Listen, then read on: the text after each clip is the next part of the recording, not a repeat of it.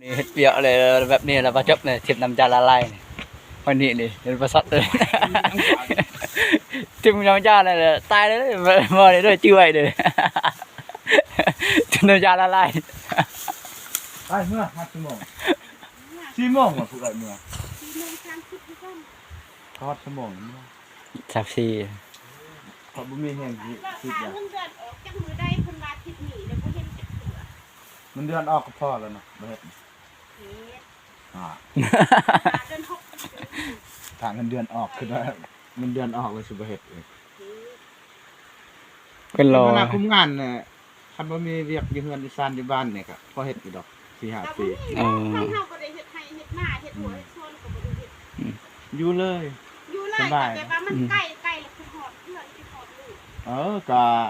คันสิเว้าเดือนหนึงก็เทื่อหนึงมายามก็ได้เอาเป็นคณะคุมงานนะครับบ่ได้เป็นกรรมกรคือเขา เมื่อก็บ่แม่นเพิ่นสิว่าให้เมื่อของพัวของเมียคันเมียเมื่อสุดนี้สุดหนาพัวเมื่อเปลี่ยนกันพักแต่พักขณะเฮ็ดใบรับพักก็ยังบ่ให้เฮ็ดพร้อมกัน รับพักนี่สูงสุดจักมื้อนี่ได้พักนี่ พักสิ้นหามือก็ได้ยกมือก็ได้ แต่ว่าเพิ่นไล่เนาะเงินน่ะ บ่อันนั้น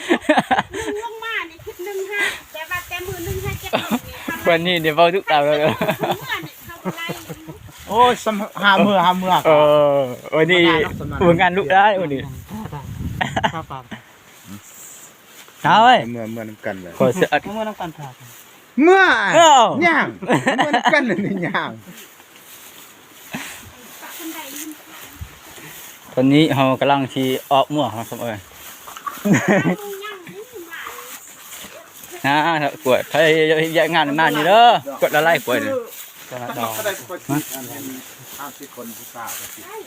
อยู่ลุ่มบ่มันน่าตั้งดอกไอ้จังไส เออ มาในคมตอนนั้นได้เขาอยู่ ดี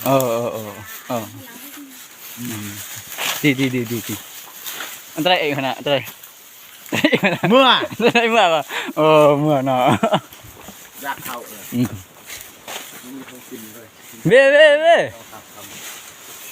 เดี๋ยวล้างเวียก นี่ไอ้น้องเวียนเฮาขนมส้ม คนบ้านเอื้อบ่ ดีมาเลย เห็นใจเลยเรียกคนเอื้อ